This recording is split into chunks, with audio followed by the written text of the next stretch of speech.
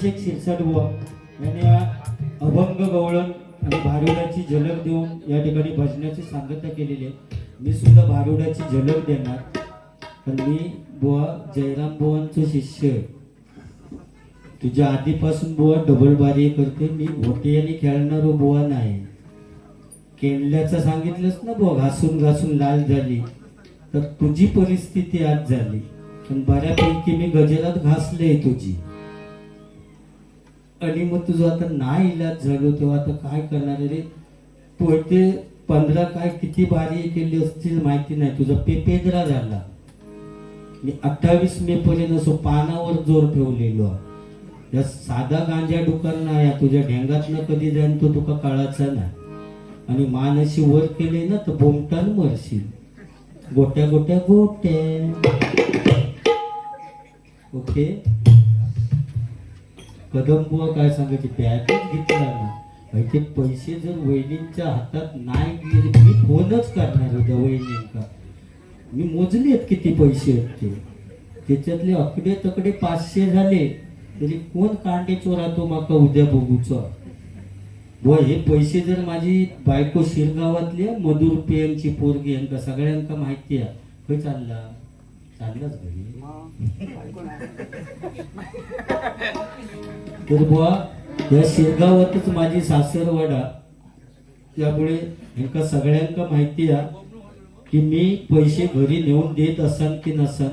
बुवा खरोखर तुमच्या आशीर्वादांनी या सगळ्या सासरवाडीच्या आशीर्वादाने अशी लेवल होत गेली. मी आता स्कॉर्पिओन बुवा फिरायला लागले. स्कॉर्पिओ फक्त आपण टमटमवर येणार नाही याची दक्षता आपण घेऊची आहे.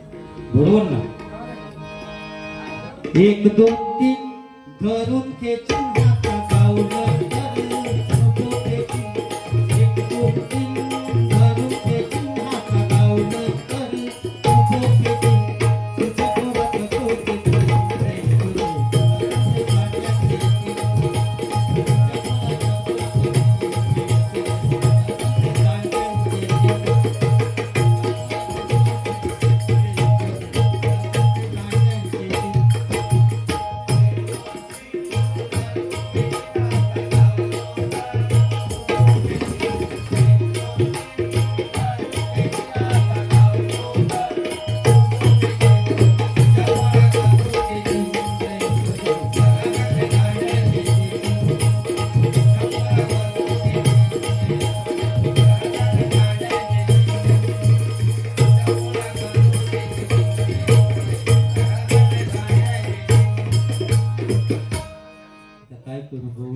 झलक देतो तर मका भारूड थोडा तरी मनाचा 10 मिनिटाचा तरी. बरोबर. भारूड बुरूड म्हणणार मी तेवढं केसांचं लक्षात ठेव. म्हणजे मोबाईल त्यांची तिथे केस नसली तरी काय. आयफोन त्यांची बाबा 9 तारीख लक्षात ठेव.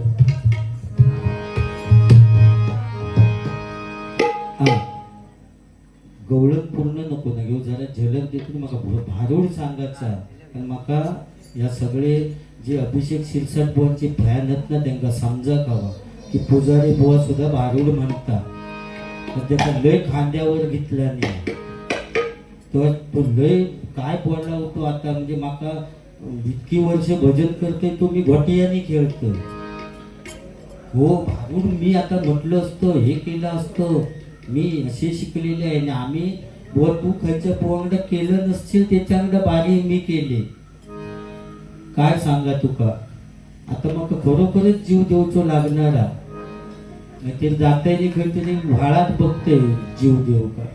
उडी मारते एकदा मरान जाते तुझ्या नावान.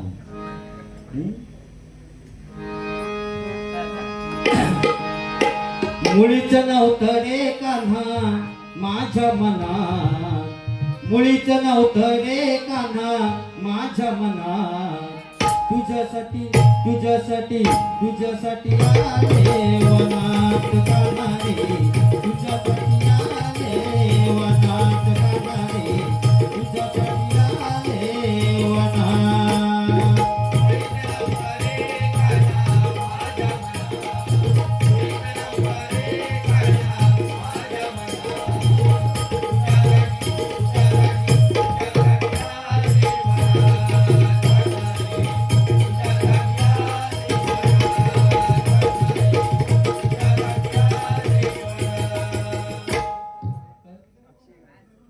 विषय गाडी बुवा चल आजपासून ह्या वाडीतलं एक तरी माझं फॅन झालं वाजून बसलो आणि सचिन पण एक माझं फॅन झालो आजपासून म्हणजे दोघे जण तरी ह्या वाडीत झाले मला खूप बरा वाटला बाकी मला नको कोण फॅन महाराष्ट्रात भरपूर आहेत माझे त्यांना सांभाळतानाच मारणा केलं त्याच्यामुळे या काळपात अधिक झाला बाकी बरा ना हे गेले ते जेव्हा आई येऊन कसं जाव गेले स्वयं हळू जावा आणि पैसे सगळे वहिनींच्या हातात देऊ करूया इथे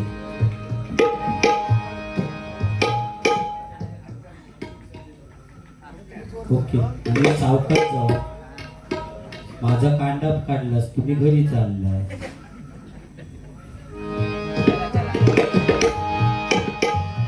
तुझी थट्टा तुझी मस्करी श्री हरी तुझी थट्टा तुझी मस्करी श्री हरी रीत कान्हा तुझी रे नाही बरी रीत कान्हा तुझी रे नाही बरी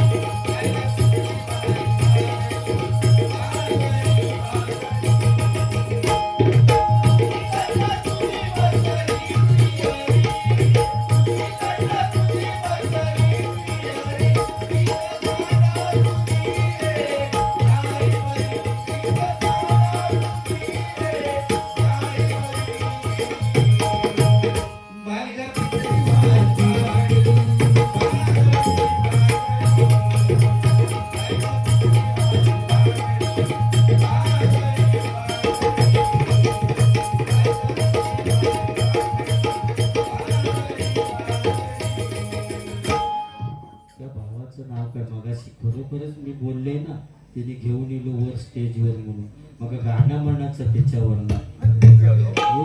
काय नाव काय समीर साठी या गाणं माझ्याकडून कसे माझे फॅन होत नाही साहिल वाडीत ते मका बघूचे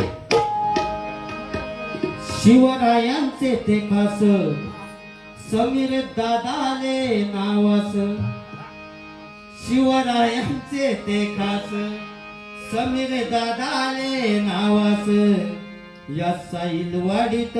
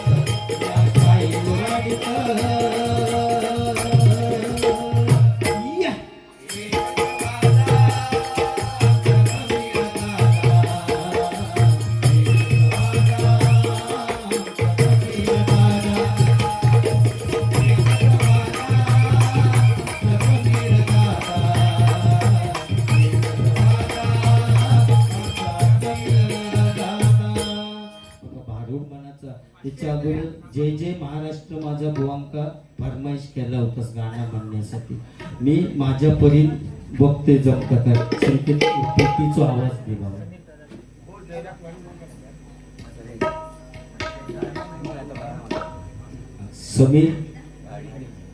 समीर घाडी यांच्याकडून 101 रुपयाचं पारितोषिक पैशासाठी नाही रे बाबा तर आता दिलंच ते पाठी कसे देणार मग तेव्हाच बघा काय बरोबर त्या सचिन का पण कसं डायरेक्ट ओळखलं सचिन ना मी भयानक या माणूस असू दे जय जय महाराष्ट्र माझा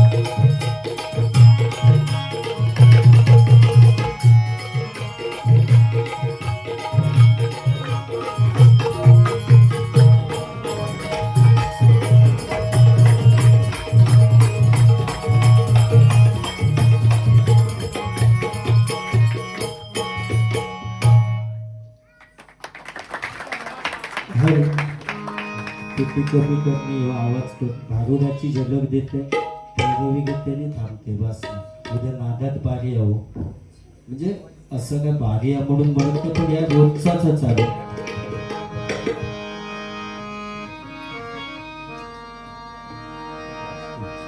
शिवशंकराने प्रसन्न होऊन परशुरामांना दिलेलं त्र्यंबक धनुष्य आणि त्या धनुष्याची अवस्था काय होते हे या भारुडातून मी थोडक्यात सांगण्याचा प्रयत्न करतो. परशुरामाची भक्ती पाहुनी झाले शिवशंभू प्रसन्न. परशुरामाची भक्ती पाहुनी झाले शिवशंभू प्रसन्न.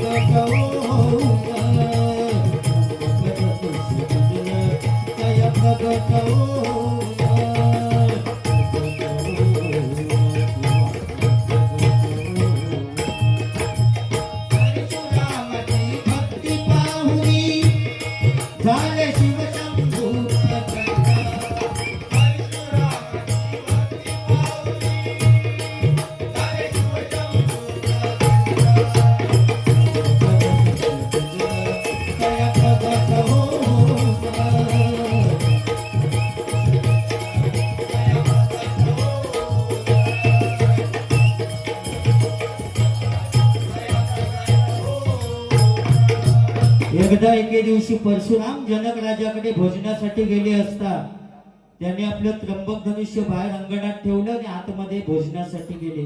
भोजन वगैरे आटोपलं आणि बाहेर येऊन बघतात तर काय त्यांच्या त्र्यंबक धनुष्याचा घोडा करून अंगणात खेळणारी एक बालिका त्यांना दिसली. आता ही बालिका कोण होती बघा, जनक राजाची कन्या जानकी. एवढ्याशा त्या बालिकेने सहस्त्र हत्तींच्या बळाने न उचलणारं त्र्यंबक धनुष्य उचललं म्हटल्यानंतर परशुराम एकदम हादरले आणि परशुरामांना काय झालं बघा. जीवी बाण लागे तैसे झाले मने, जीवी बाण लागे तैसे झाले मने. परशुरामा जगवाचे पाहता नयनी, परशुरामा जगवाचे पाहता नयनी, परशुरामा जगवाचे पाहता नयनी.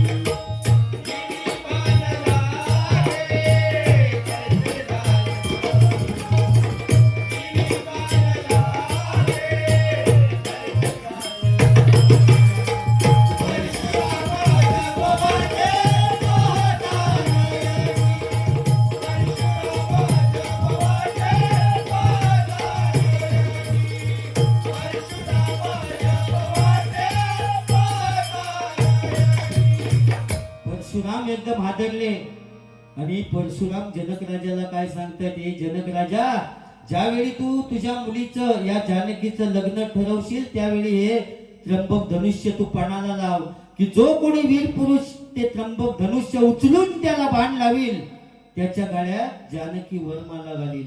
असं सांगून परशुराम निघून गेले. झाले भाऊ वर्षानुवर्ष निघून गेली. काही वर्षांनी जनक राजाने आपल्या जानकीचं लग्न ठरवलं म्हणजे स्वयंवर मांडलं आणि आपल्या मुलीला सांगायला पाहिजे म्हणून जनक राजा आपल्या मुलीला सांगतायत, अगं जानकी, मी तुझं लग्न ठरवलंय, स्वयंवर मांडलंय. तेव्हा जानकी आपल्या बापाला काय सांगते, बाबा तुम्ही उगाच माझ्या लग्नाची घाई करते, माझं अजून तसं काय वय झालेलं नाही. जानकी आपल्या बापाला काय सांगते बघा, आई तुझ्या मुली, आई माझ्या लग्नाची ग का तुम्हास पडली घाई, बाबा माझ्या स्वयंवराची का तुम्हास पडली घाई, कुणीतरी समजवा ना बाई माझं वय काय झालंच नाही, कुणीतरी समजवा ना बाई माझं वय काय झालंच नाही. आई माझ्या लग्नाची ग का तुम्हास पडली घाई, बाबा माझ्या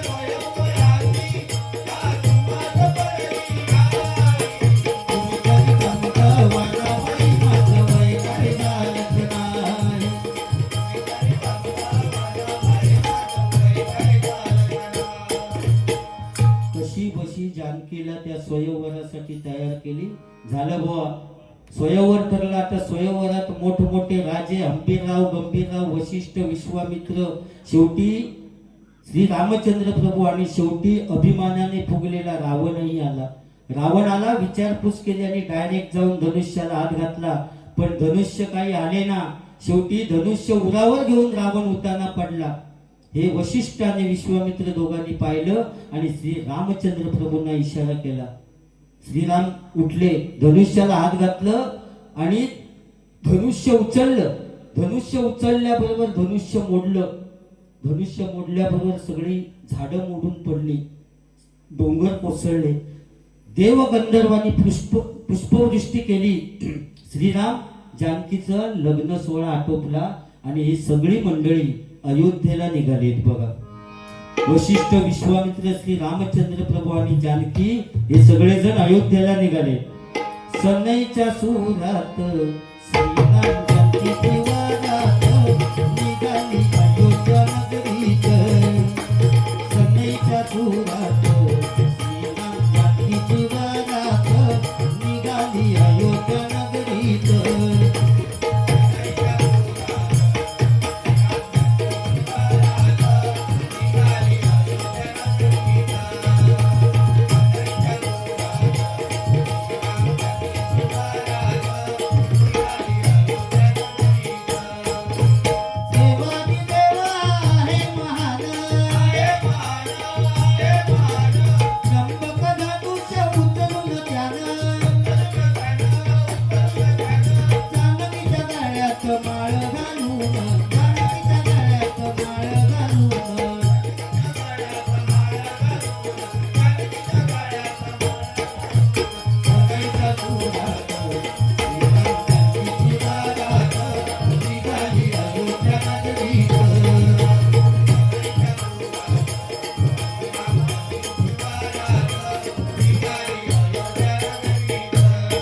वरात अयोध्येला निघाली असता काय झालं बघा. रणात झुंज खेळणारे महायोद्धे, 21 वेळा पृथ्वी निशस्त्र करणारे आणि सहस्र अर्जुनाला ठार मारणारे, आपल्या आईचा वध करणारे परशुराम त्यांच्या रथाच्या सामोरे येऊन थडकले. आता सामोरे आल्यानंतर वशिष्ठ आणि विश्वामित्र दोघांनी नमस्कार केला. वेदमूर्ती परशुरामांना नमस्कार केला. त्यांचा नमस्कार घेऊन परशुराम त्यांना काय विचारतायत बघा. माझं त्र्यंबक धनुष्य मोडणारा असा कोणता वीर, असं सांगितल्यानंतर वशिष्ठ आणि विश्वामित्र सांगतात, हे पहा, रथात बसलेले दशरथ नंदन श्री रामचंद्र प्रभू. श्रीरामानेही परशुरामांना नमस्कार केला. आता श्रीरामांचा नमस्कार घेऊन परशुराम श्रीरामांना काय सांगतायत बघा. हे श्रीरामा, जय रामा, माझं त्र्यंबक धनुष्य मोडून जय मिळून आलास करा, पण माझं हे वैष्णव धनुष्य घेऊन याला बाण लावलास तर ठीक, नाहीतर तुला माझ्याशी युद्ध करावं लागेल. तेव्हा श्रीराम सांगतायत, परशुराम, तुम्ही रणात झुंज खेळणारे महायोद्धे, 21 वेळा पृथ्वी निशस्त्र करणारे, तुमच्याशी बोललो मी युद्ध काय करणार. मी बोललो साधो व्हायरस, तुम्ही मोठे भारूड बुरुड मत्स्यगंधा मारणारे, तुमच्याशी बोललो युद्ध मी काय करणार. श्रीराम सांगतायत परशुरामांना.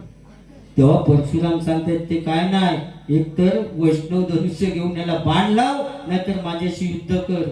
शेवटी श्रीराम काय सांगतायत, परशुराम, तुम्हाला भक्ती आणि शक्तीचा गर्व झालाय. ज्या तो वैष्णव धनुष्य इकडे त्या वैष्णवाच्या भक्तीने पाहतो बाण लावता आला तर. आणि श्रीरामाने वैष्णव धनुष्य हातात घेतलं आणि बाण लावला. आणि श्रीराम काय सांगतायत, परशुराम, एक लक्षात ठेवा, एक वचनी, एक बाणी, एक वाणी, असा मी श्रीराम मी तुम्हाला पुन्हा सांगतोय. सांगा हा बाण कुठे सोडू, पण एक लक्षात ठेवा, हा बाण वरती सोडला तर तुमचा वरचा रस्ता बंद आणि खालती सोडला तर तुमचा खालचा रस्ता बंद. परशुराम प्रॉब्लेम मध्ये. आता बोललो काय करणार. पहिली सुरुवात केलोय तरी पण मारणार आणि नंतर गेलोय तरी पण मारणार. समोर व्हायरसच आणून बसवला. त्यामुळे टेन्शन मध्ये शेवटी परशुरामाने विचार केला आणि काय सांगितलं, श्रीरामा, जय रामा, माझ्यावर दया कर आणि हा बाण वरती सोड. वरती सोड म्हटल्यानंतर डायरेक्ट श्रीरामाने बाण सोडला. तो डायरेक्ट यमधर्माकडे गेला. यमधर्म समजले. खाली बहुतेक परशुरामांची घटका भरली. ही जाणीव यमधर्मांना झाली आणि इकडे परशुरामांनाही जाणीव झाली की हा जरी तो एवढंसं दिसलो, टकल्यावर केस नसलो, तरी हा कोणतरी युग पुरुष आहे. परशुरामांना जाणीव झाली. तेव्हा परशुराम काय सांगतात, मी आता घरी जातो, पुढचा सगळा तू बघ. परशुराम सांगतायत. हा, परशुरामाने श्रीरामांना आलिंगन दिलं. परशुरामाने श्रीरामा जय रामा आलिंगन दे रे मला,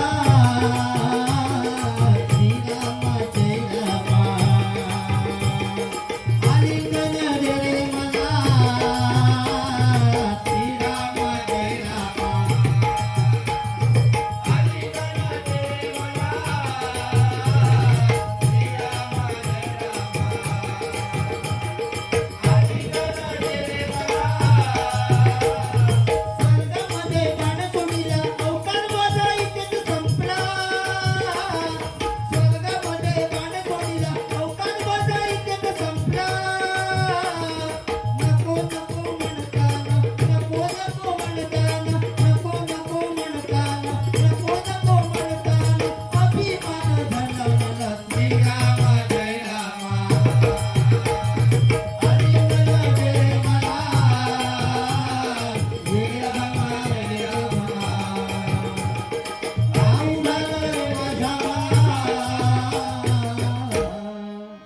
परशुराम सांगतात, श्रीरामा जय रामा मला आलिंगन दे.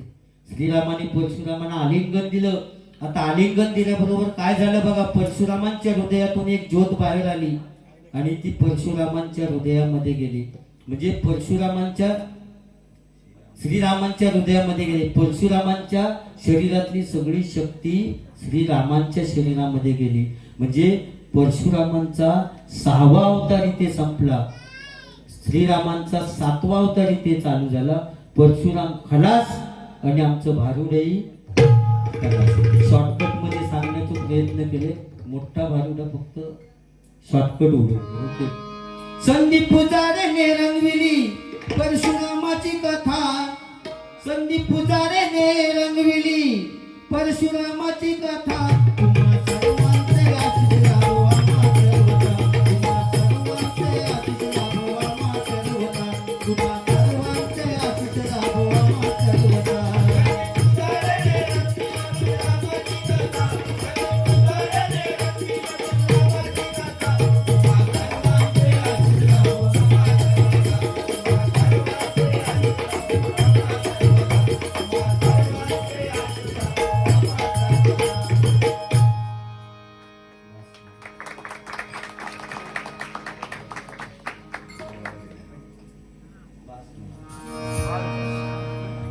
दिले ना म्हणून भारत सुद्धा म्हटलं. बाकी काय माझ्या नावावर बिल सोडून गेले. असं असतं डबल बारी म्हटल्यानंतर एक कसा विषय, खुर्ची आणि टेबल दोघांचा प्रेम होता. खुर्ची आणि टेबल दोघांचा प्रेम होता. तेव्हा खुर्ची टेबलाक सांगता, मी तुझ्यावर एवढं प्रेम करते की आपण दोघांनी लग्न करू. तेव्हा टेबल खुर्चीक सांगता, अगं लग्न करू तर करू, पण सगळेच जण तुझ्यावर येऊन बसले तर मी एकटा काय करू. ही परिस्थिती आहे. एखादी महिला आज मार्केटमध्ये जात असली तर आपल्या मुलांका शेजारणीकडे ठेवून जाय, पण आपल्या नवऱ्या कधी शेजारणीकडे ठेवून जाणार नाही. आज परिस्थिती आहे कलियुग, होय ना. चणे वाटाणे शेंगदाणे यांका डोळे नसात सुद्धा लोक त्यांना चकणा म्हणतात. या कधी स्विमिंग टँक त्याचा पाणी सुद्धा रोजच्या रोज बदलूचा लागता. ज्यावेळी स्विमिंग टँक भरतात त्यावेळी 5000 लिटर पाणी असता आणि संध्याकाळी जेव्हा स्विमिंग टँक उपासतात ना तर पाणी कमी करतात तेव्हा 7000 लिटर पाणी वाटतं. 2000 कसा वाढता त्या परमेश्वरात मार. पोहणाऱ्यांची का मार उडी वाढव पाणी, मार उडी वाढव पाणी. कलियुग, या कलियुगात काय होईल हे सांगता येत नाही. त्या ठिकाणी रवी घेऊन बसण्याची सांगता करतो.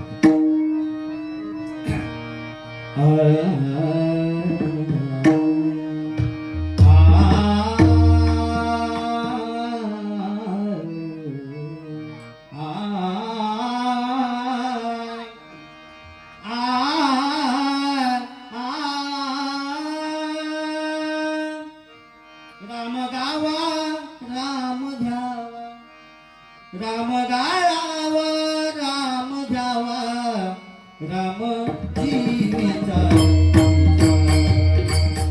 राम जीविता राम जीविता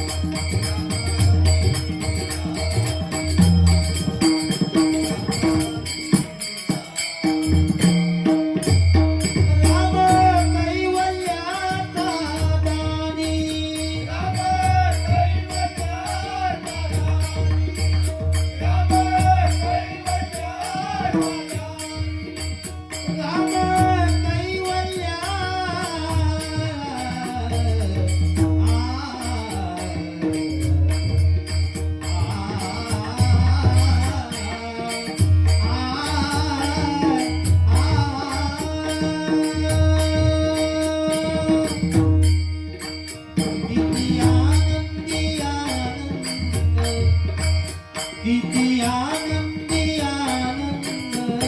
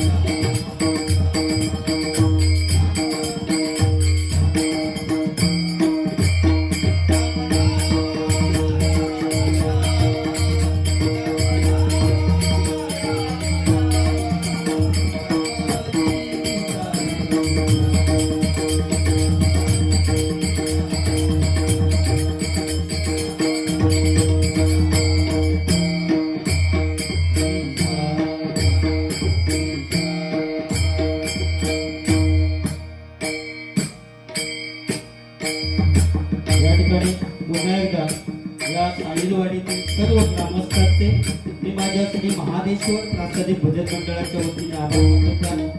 सगळ्यात एकदम महत्वाची गोष्ट म्हणजे माझ्या देवगड तालुक्यात खरोखरच साईलवाडी म्हणजे एक नंबर. मी कुठेही गेलो तरी 100% सांगत, कारण पहिला वर्ग इतका वेळ भजनासाठी कुठेच देवगड तालुक्यात थांबत नाही. त्यामुळे तुमच्यासाठी टाळ्या झाल्या पाहिजे. तेव्हा सर्वांना उदंड आयुष्य लाभो अशी त्या साईबाबांच्या चरणी प्रार्थना करतो. चुकून काय वाईट बोललो असेल, वाईट असेल ते माझ्याकडे द्या, चांगलं असेल ते तुमच्या घरी घेऊन जावा. तुमचे पुन्हा एक आभार मानतो. आणि या ठिकाणी साऊंड पण अतिशय सुंदर होता. संकेत यांचे मी माझ्या मंडळाच्या वतीने आभार मानतो आणि या ठिकाणी भजनाची सांगता करतो. ज्ञानेश्वर माऊली ज्ञाननाथ माऊली तुकाराम, ज्ञानेश्वर माऊली ज्ञाननाथ माऊली तुकाराम, ज्ञानेश्वर माऊली ज्ञाननाथ माऊली तुकाराम, ज्ञानेश्वर